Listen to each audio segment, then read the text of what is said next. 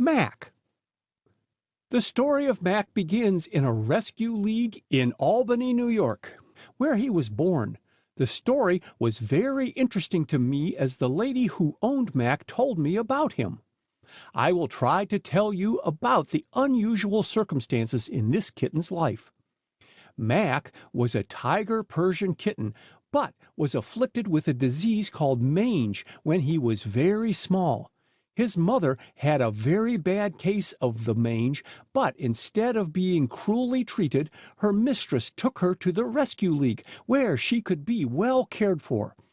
While under the treatment in this league, which was a home for sick, afflicted, and homeless kittens, Mack was born. A short time after his birth, he and his brothers and sisters became afflicted with the disease of the mother. When Mack was 6 weeks old, the mother and all the kittens, except Mack, were chloroformed because of their awful condition with the disease. Mack was left an orphan kitten with no home but the quarters of the rescue league. One day, a kind lady went to this league, and from all the kittens there she selected Mack to go and live in her home. This was very kind of the lady, because Mack needed a home. Let us not forget this example when we see a homeless or hungry kitten. It would be easy for many people to make kittens happy in this way. The lady who took Mack had a little daughter who became attached to the kitten, and in a few weeks they were the best of friends. By the time Mack was 1 year old, he had learned many tricks and was very obedient. When he wanted someone to open the door, he would stand on his hind feet and put both front feet around the doorknob and try to open the door or attract attention. It was a good thing that Mack learned to do this. One night he was left in the kitchen to sleep. The little girl of the home, Mack's little mistress, was asleep in another room which opened into the kitchen. About 2 o'clock that morning, the girl's mother heard Mack rattling the doorknob and meowing with all his might. She knew that something was wrong, so she went to the kitchen to see why he was calling so much. When she opened the door, she saw that the kitchen was on fire, and the blaze had almost reached the door of the little girl's room, where Mack was calling for help.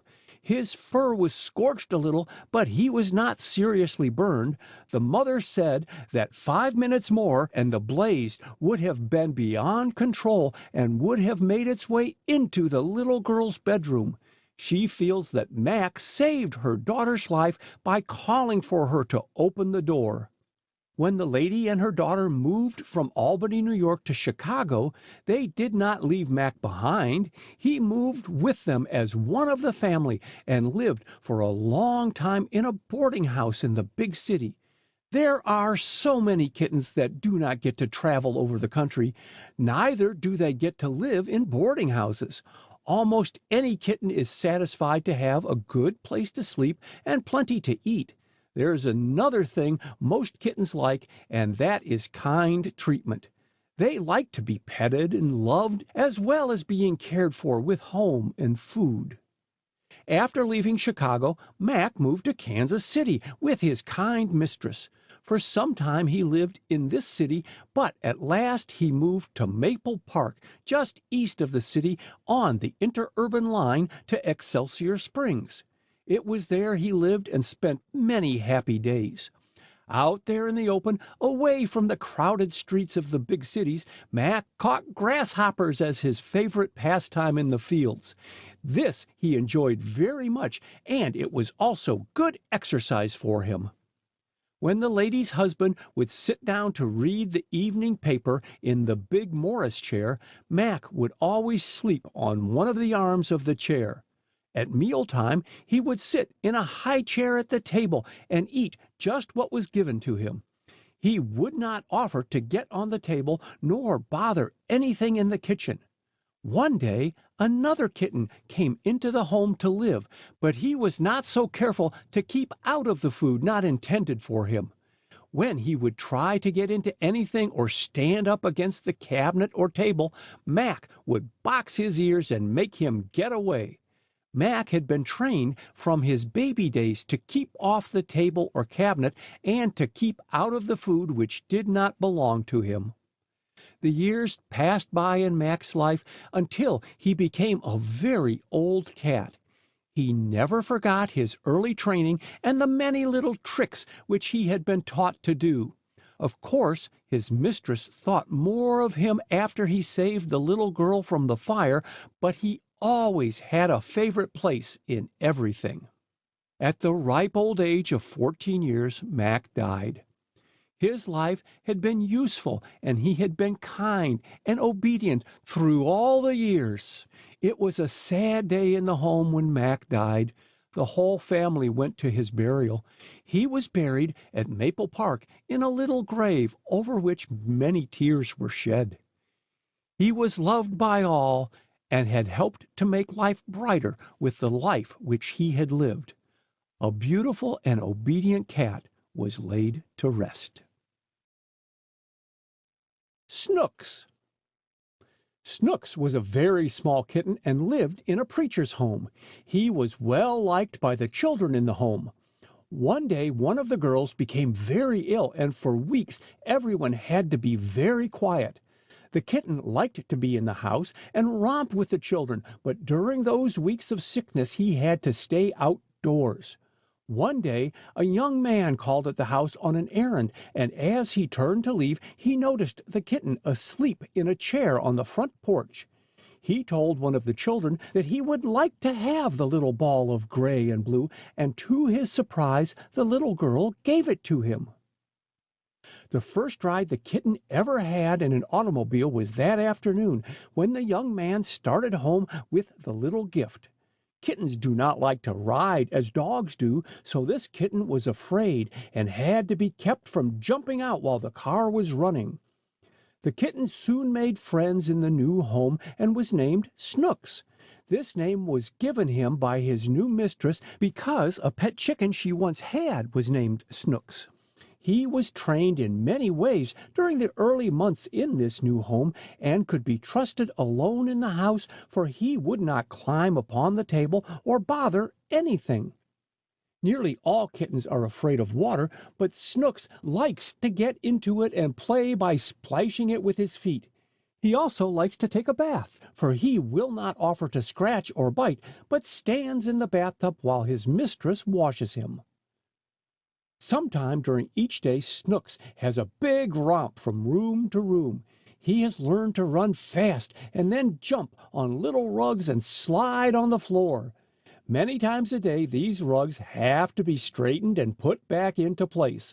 On cold nights, he is allowed to sleep in the house on a little bed which is all his own.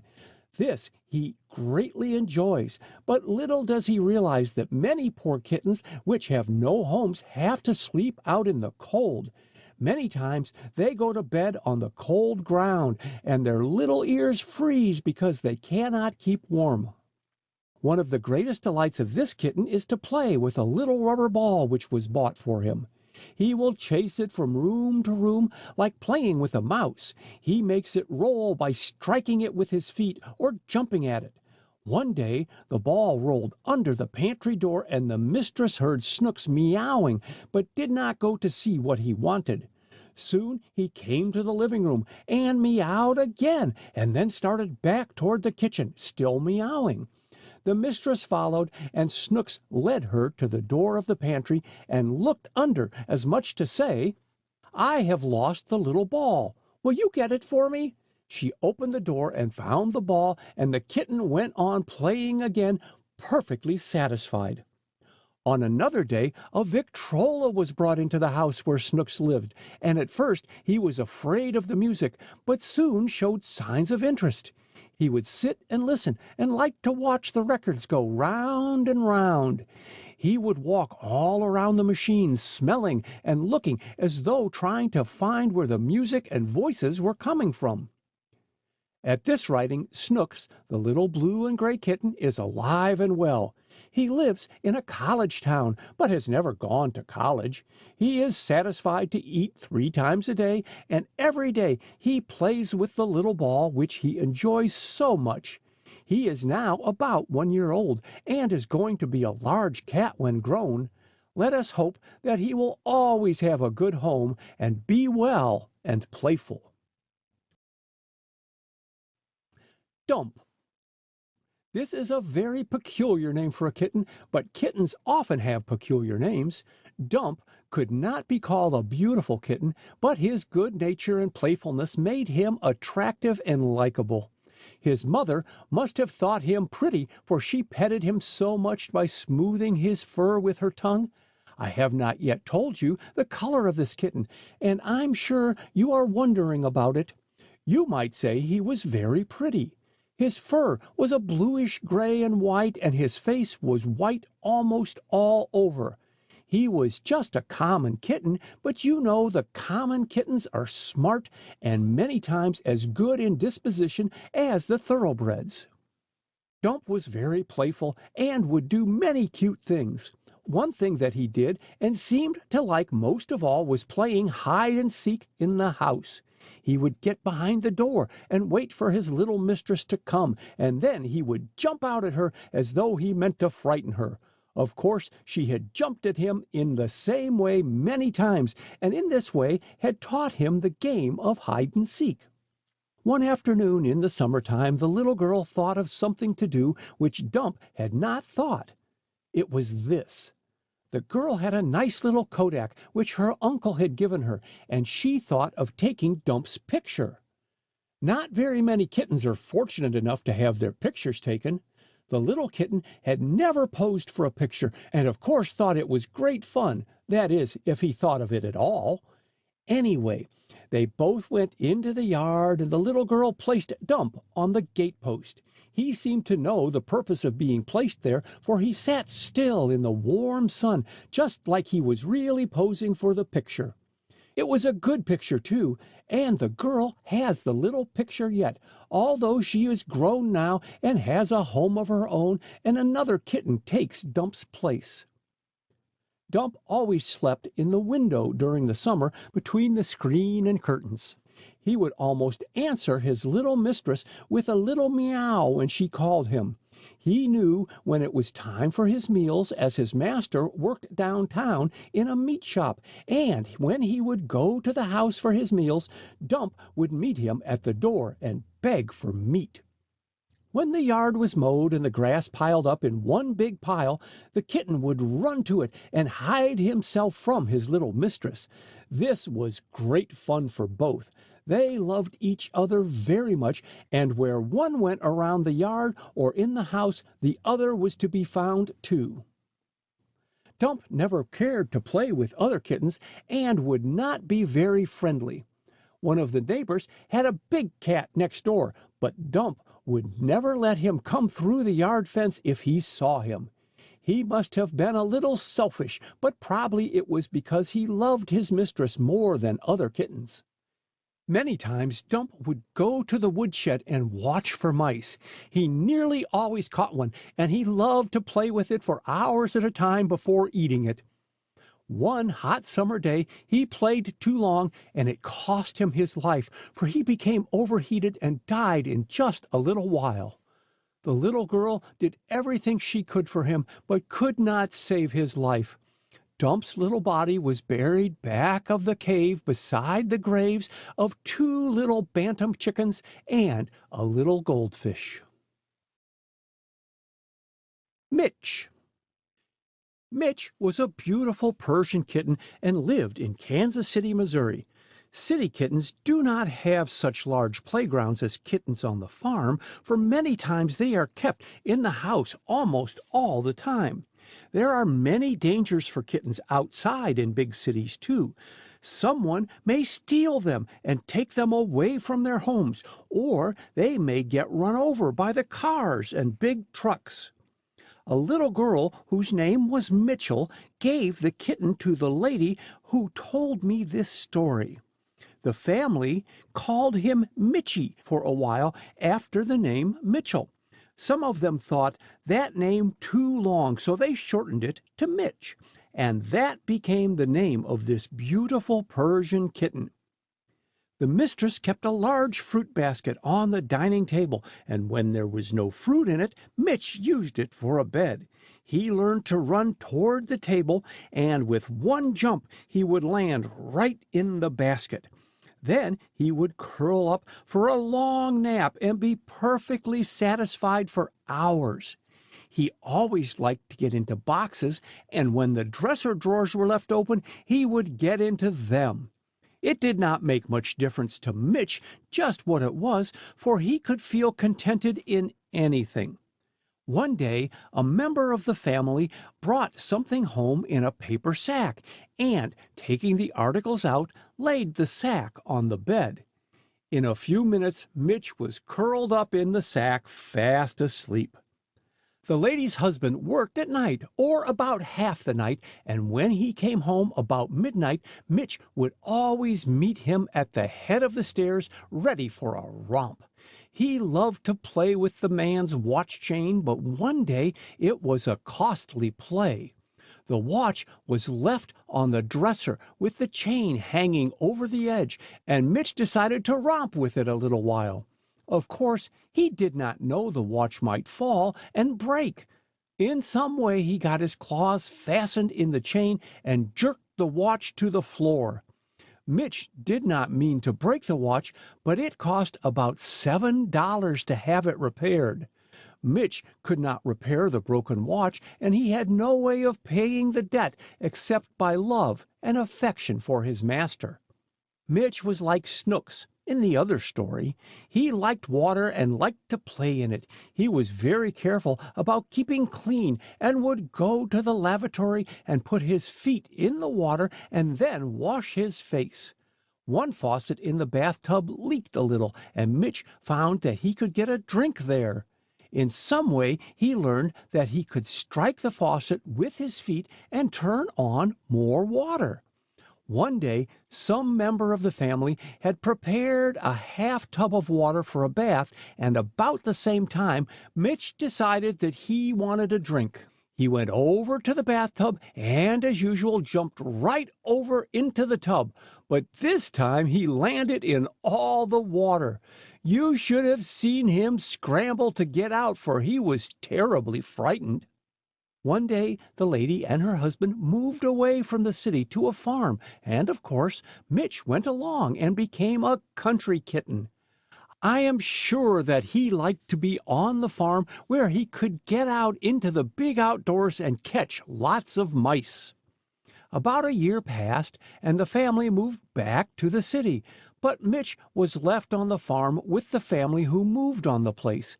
Evidently, he did not like his new friends, or else decided to go back to the city, for he disappeared one afternoon and has not been heard of since. If you should see Mitch anywhere, it would be kind of you to tell him that the fruit basket is on the table in the city waiting for him. His mistress, too, will be very glad to hear from him or have him return to his former home. Thomas. Thomas is another very peculiar name for a kitten. He was a grocery man by trade, as he lived in a grocery store for 17 years. Like so many kittens, Thomas was a stray that came to the store in search of food. The proprietors of the store, two brothers, were kind to hungry and friendless kittens. They allowed the kitten to live in the store, and not many days after he arrived, they named him Thomas. At night, he slept in the basement of the store. He always kept the store free from mice, as he was a good mouser. He was well cared for, too, as he had plenty to eat of everything that he liked, which the store furnished. Because of kind treatment and plenty to eat, the kitten grew very rapidly and made a large cat when fully grown. Many months before his death, he weighed 13 or 14 pounds and was always fat and sleek. So many poor wretched cats that have no home could be more like Thomas if people would give them a home and treat them kindly. A kind deed, though done for a kitten, is not thrown away. Thomas had a favorite place to sit, which was on one of the counters near the front window of the store. In this way, he made many friends. He was of a lovable disposition and kind to everyone. He could have numbered these friends by the score, as all the customers had a kind word or a pat for him. Many people would stop at the window and look at him because he was so large and beautiful. His fur was gray and striped, and he made a very pretty ornament as well as a good advertisement for the store. The playground for Thomas was in the basement of the store building. He had many a romp there, but one romp cost him his beautiful gray coat. Near the basement stairs there was a large oil can or tank that had a large top, which could be removed when the tank was filled with oil. One of the employees had left this top off, and Thomas stepped into the hole while walking across the tank. The tank of coal oil did not make a very good swimming pool nor bathtub. It was lucky for Thomas that he got out alive.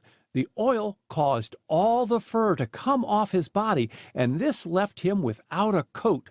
The only fur left was a little at the end of his tail. Someone said that his smooth body looked like that of an elephant. Thomas was ashamed of this condition and would not appear in the main room of the store. His meals had to be taken to the basement for him, and even then he would not come into the light any more than necessary. For 3 or 4 weeks he remained in the dark corners of the basement until a new coat of fur was well started. The new coat was even brighter and prettier than the old one, so Thomas did not lose so much after all. One of the brothers of the store seemed to be more attached to Thomas than the other. The cat noticed this and showed his appreciation in many ways. When this brother would go to his meals, Thomas would get on the front counter and watch and wait for him to return. He could see up the street for a whole block the way his kind master would return, and he would watch him all the way. For 17 years Thomas lived in the grocery store after being taken in as a homeless kitten. The men who owned the store never regretted that they had shown kindness to a dumb animal and furnished a home for a cat that had many times repaid them for all the care and expense he had been to them. Many new friends and acquaintances had been made because of Thomas on the front counter. New customers had been added to the already long list. The store contained no mice to disturb anything, and everyone seemed happy because Thomas was always happy. During all those days, he never spent more than 2 nights outside the store building. He always attended to his own business and was satisfied to stay at home and romp in the basement playground. At last he died of old age, and for many weeks afterward people would look on the counter for the old friend of former days. There were many regrets expressed when the news went out that Thomas was dead. A life of good fellowship and love had not been lived in vain. Tiger. Perhaps you have read or heard of tramp kittens. Sometimes they are called little beggars. No doubt you have seen such kittens along the roads or on streets. Sometimes they will go for miles in search of food and home. In cities and towns they will go from house to house or to the stores in search of scraps of food to eat. Many times these kittens are afraid of boys and girls because they have been abused and often driven away with rocks and clubs, but they would like to be treated kindly. Tiger was one of these tramp kittens in his young days. He had been cast out from his home as an undesirable kitten. Days and nights he wandered around in the town in which he had been left, but no one seemed to care for a homeless kitten. Sometimes he was able to find enough to eat, but many nights he slept in an alley, cold and hungry. One morning, this tramp kitten was sitting on the back porch of a drugstore, very hungry. His little body was wasting away. While sitting in the warm sunshine on the porch, he went to sleep, but was soon awakened by someone opening the back door. Instead of being kicked off the porch with a warning not to return, he was surprised to hear kind words and to feel a warm hand stroking his dirty fur. The kind words and tender strokes came from a young boy whose name was Frank and whose father owned the store. In a few minutes, Frank had a little bed arranged by the stove in the store, and the tramp kitten was soon fast asleep. A little later he was awakened by Frank, who had brought scraps of meat from the meat shop, and this the hungry kitten enjoyed very much. When Frank's father came in that morning, he was led back to the stove where the kitten was sleeping and asked if it might live in the store. The father consented, and by noon the little boy and the little beggar kitten had made friends for life. "I'm going to name him Tiger," said Frank that evening as he was telling his mother of the newfound friend. "Why name him Tiger, Frank?" asked his mother. "Because he looks like a tiger," answered Frank. "His body has stripes all over it, just like the pictures of tigers in my books." As the months rolled by, Tiger became more and more at home in the store. His little master fed him every day, and soon he was fat and sleek. He grew very fast and became the pet of the store force. He was taught many tricks, and it seemed that he always tried to do what he was told. By Frank's continual training, Tiger became a little circus performer. Frank would clasp both hands and then hold out his arms in front of him, forming a circle through which Tiger would jump back and forth. Another thing which attracted much attention from the employees and customers was that Tiger would try to get into any kind of box left open or set out for him. He never forgot this, and after becoming a full-grown cat, he would try to get into little boxes. Sometimes Frank or one of the clerks would give him a small pasteboard box and tell him to lie down in it. He would turn round and round in it until the sides were mashed, and then he would lie down on the flat piece of the box. Sometimes they would give him a very small pill box, and he would try to get into it.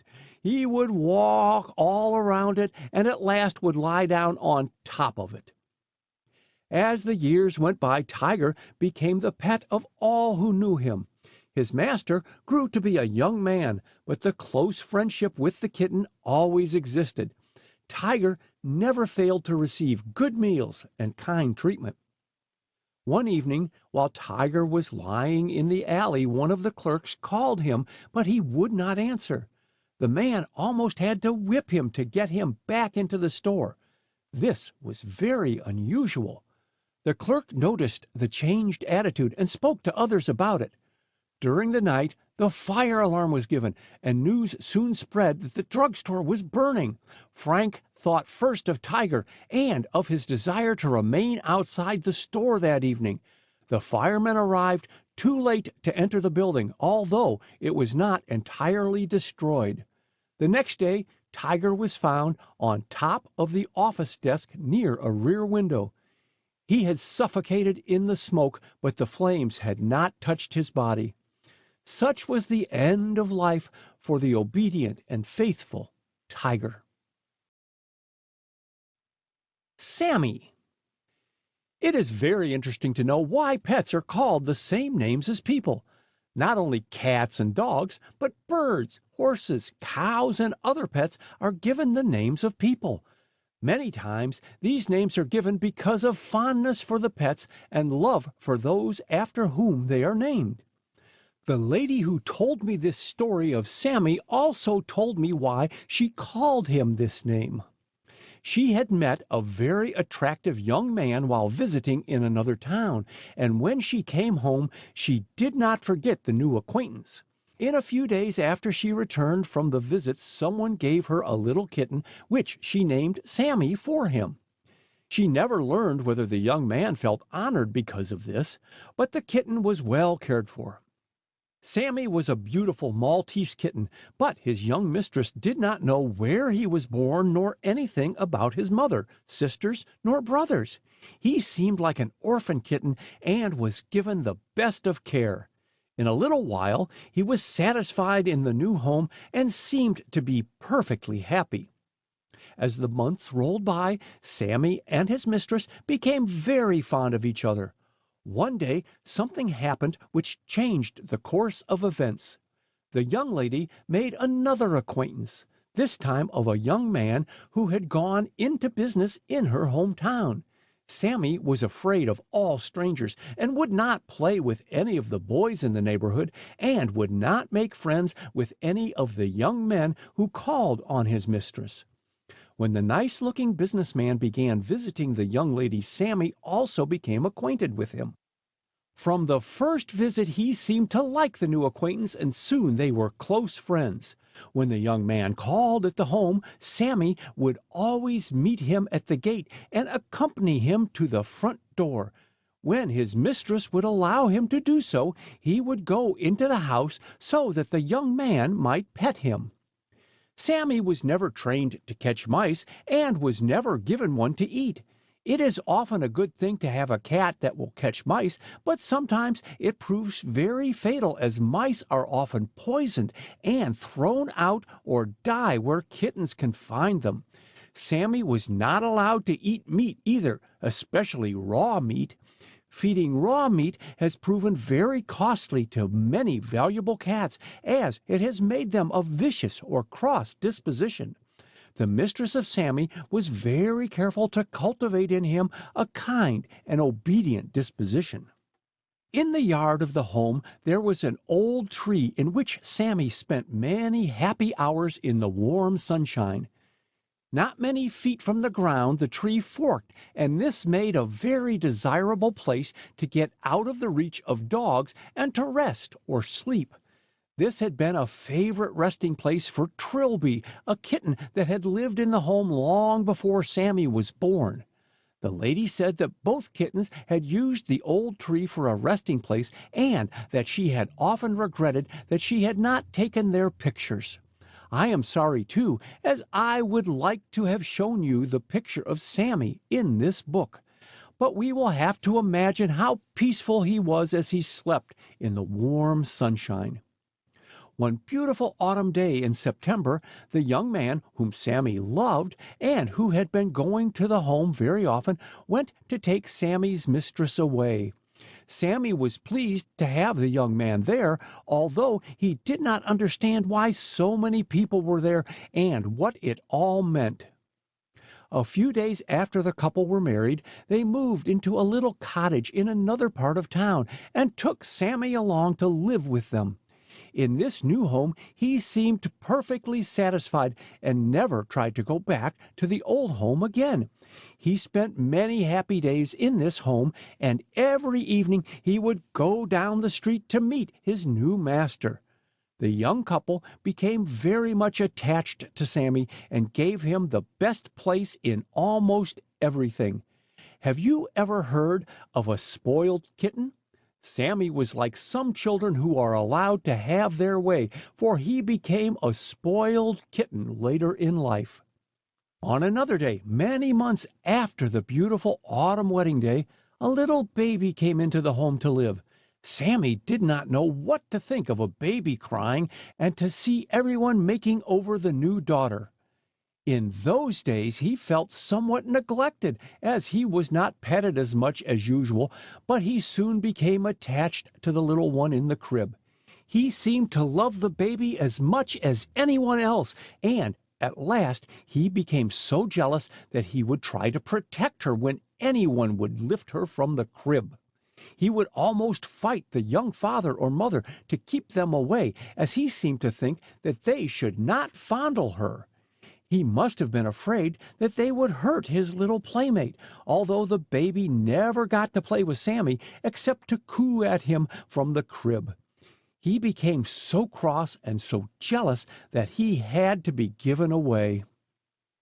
The father saw a man in town one day who lived in the country, and he told this man about Sammy and how good he had been until he became jealous of the baby. Sammy was given to this man, and he went to live on a farm. I have wondered how much he missed the baby, but probably the farm life attracted his attention so much that he did not grieve very long over the change. He lived to be 7 or 8 years old and proved to be a valuable cat on the farm. He never got to see his little baby mistress again, but after she grew older, she was told of Sammy's fondness for her. She is now 3 or 4 years older than Sammy was when he died, but of course she can remember nothing about him except as the parents have told her. Sammy is buried on the farm not far from Liberty, Missouri, and those who knew and loved him will never forget the story of his life. Betty. Betty is of the Persian breed of cats, like Mitch and Mack in 2 other stories of this book.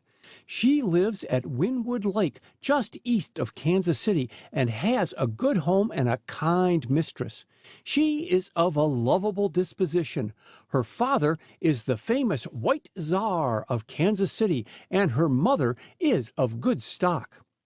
Betty has not traveled over the country like Mack in the other story, but she is satisfied to live in a comfortable home with her mistress.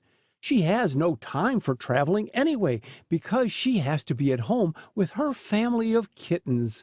I am not sure she is perfectly satisfied, though, because 3 of her kittens are far from home today.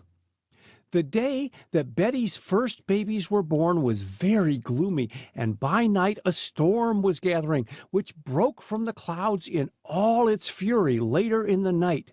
The trees were howling in the wind, and the thunder and lightning caused Betty and her mistress much fear.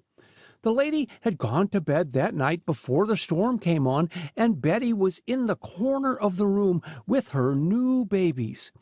When the noise of the storm was heard, Betty ran to the bed, but in a few seconds she went back to the box to be with the kittens. She kept this up, going back and forth for several minutes. At last, the lady told her to bring the kittens to the bed. It seemed that she knew what her mistress had said, for she went to the box in the corner 3 times, each time taking a kitten to the bed. After 3 kittens had been placed on the bed, Betty took a long breath and seemed almost exhausted by jumping back and forth so many times. The lady told her that she had left 1 kitten in the box, so again she went to the corner, this time getting the 4th kitten. After a second attempt, she jumped upon the bed and then cuddled down to sleep, regardless of the raging storm. She had been used to sleeping on the bed, but was not satisfied to sleep there that night and leave the 4 kittens in the box in the corner of the room. This act of Betty's showed the mother love for her babies. The 4 kittens grew to be beautiful pets. There were 3 brothers and 1 sister in Betty's family. One of the brothers was taken to the state of Michigan, and one was sent to Abilene, Kansas. The 3rd brother, named Jack, went to France with a captain and his wife during the war. Only this one of the brothers went to war. It seemed that it would be right for Betty to have a blue star for Jack. The sister, Bluebell, is still at home with her mother. The father of Bluebell and the 3 brothers is Blue-Eyed Billy, another famous cat of Kansas City. Bluebell is not alone now because Betty has more babies in the home. The father of these 2 younger kittens is called John, and he seems to love them as much as Betty does. He will get into the box and wash their faces just like the mother cat. Betty does not forget Bluebell as her first baby. She is almost 2 years old now, but Betty washes her face and ears every day, just like she did when Bluebell was a little kitten. Betty is very fond of going down to the lake and catching crawfish for the kittens. She will sit near the water until a crawfish comes in sight near the edge, and then with one grab she has it. She always catches them by the back so they cannot pinch her with their sharp pincers. Another of her favorite pastimes is gathering the eggs. Betty goes with her mistress every morning and looks into all the nests. If she finds eggs in the nests, she will wait until her mistress takes them out. If she looks into a nest and finds no eggs, she goes on to the next. In this way, Betty helps her mistress every morning. Betty always knows when Saturday comes because her mistress goes to town on that day. Betty expects a treat of good meat on Saturday. When the lady gets home from town, Betty always goes to the handbag and smells for meat. If she finds none, she will go back to her box and lie down, greatly disappointed. If she smells the meat, then she sits upon her hind feet begging for it, and is not satisfied until she and the kittens have the special Saturday treat. When the lady goes to the mailbox for mail, Betty always desires to go along. She climbs the post and looks into the box when her mistress opens it, but she has never learned to carry the mail to the house. Betty still lives at Windwood Lake, and with the help of John, she is carefully rearing a family of 3 beautiful and obedient kittens. Jimmy. Jimmy was a drugstore cat, following the same occupation as Tiger in the story called Tiger. One of the clerks in the store found him in the alley one morning while burning some old boxes. The kitten was poor and hungry and seemed to be homeless and friendless. He was a stranger in the neighborhood, and no one ever came to the store to claim him. He was lost and lonesome when picked up and seemed very glad to find a friend. He was only a stray kitten, and no one knew of his mother nor where he was born. This seems sad, but with Jimmy it gave him a distinguished place later in life, which I will tell you about in this story. In a little while, Jimmy was growing and happy in the new home. He had made friends with all the clerks in the store, and especially with the proprietor. They became devoted friends for life. Even money could not separate them, as a large sum was offered for him, but his master loved him more than money. Some of the clerks taught him to jump through hoops, or through their arms, or over their feet. On one of the counters in the drugstore, there was a large clock, which became the resting place for Jimmy. When told to go and get on the clock, he would obey instantly and then look around at those watching him as though he was proud of the feat. One day his master took a picture of him as he sat on the clock, and he seemed to pose for it. The picture is now in the desk of the drugstore, although Jimmy has been dead 3 years. When I asked Jimmy's master for the facts about this story, he turned to the desk and showed me the picture. While we were speaking of the kitten's life, a man came into the room who used to know and love Jimmy. He was asked if he knew the picture, and when he looked at it, he exclaimed, "That's Jimmy!" This shows how much he was loved and that he was well known. Like Thomas of the grocery store in the other story, Jimmy had scores of friends and is remembered by many citizens in the town in which he lived. During one of the cat shows in Convention Hall in Kansas City a few years ago, Jimmy was also on exhibition. He attracted much attention, although he was not a thoroughbred and was only a stray.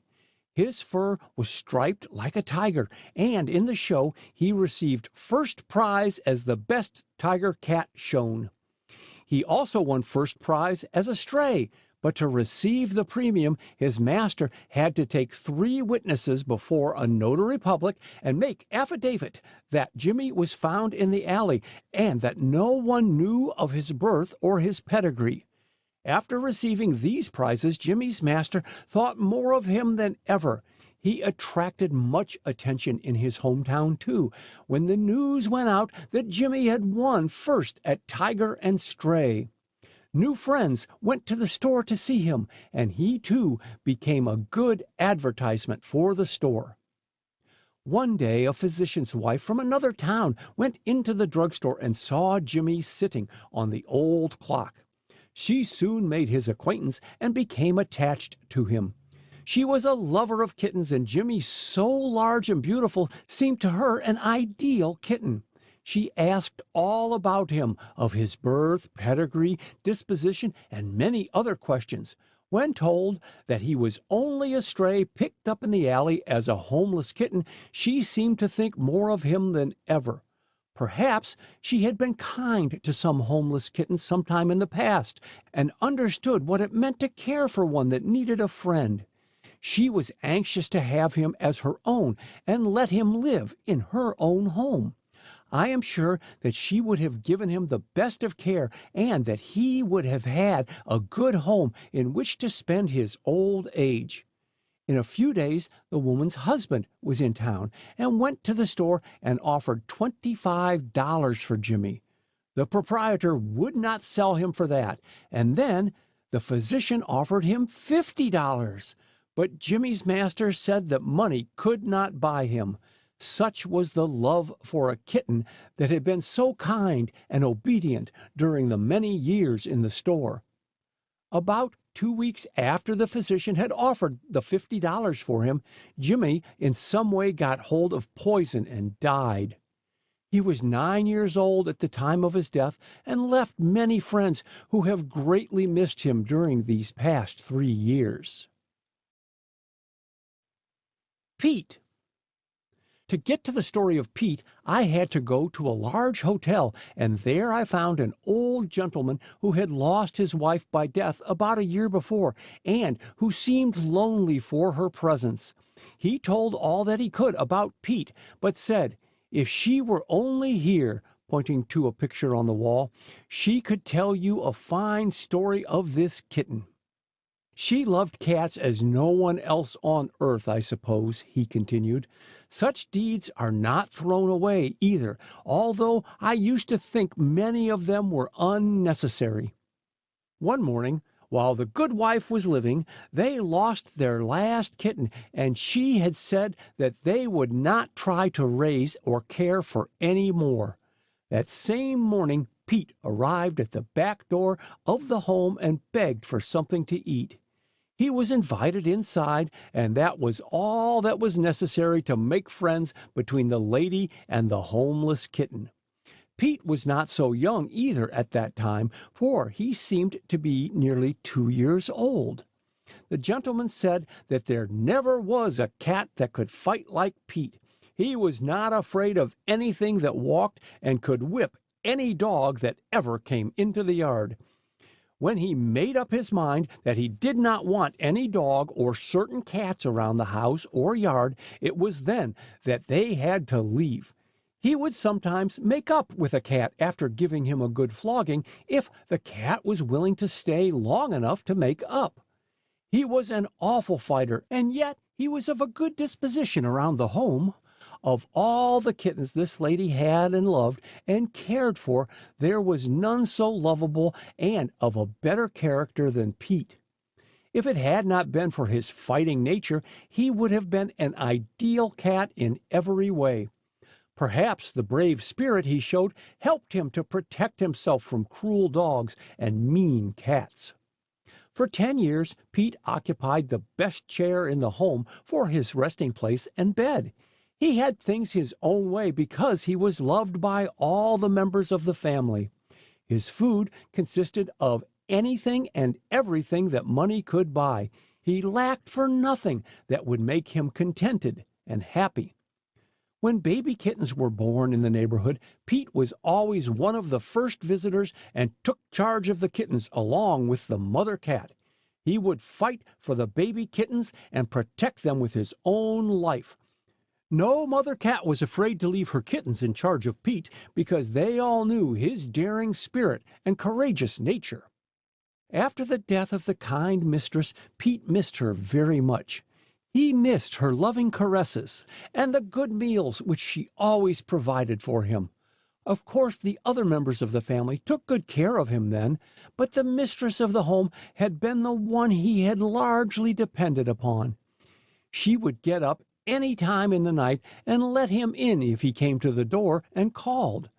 If he was not in the house at supper time, a good meal would be placed back for him, and then, during the night, if he came to the door, she would let him in and warm his supper for him. All this he greatly missed, although he was well taken care of. Today, he lives in a boarding school for cats in the city of Chicago and is visited once each week at least by a daughter of his former mistress. This daughter loves Pete, too, and Pete loves her just as much. When she goes to the boarding place to see him, he will come to her and put both front feet around her neck and try in every way to show his affection. He is now about 14 years old and weighs 16½ pounds. During March of this year, 1919, the old gentleman received a letter from his daughter in Chicago saying that Pete was well and seemingly contented in the boarding school. It cost $2 or $3 a week to keep him there, but this kindness is due him after such faithful service during all the years.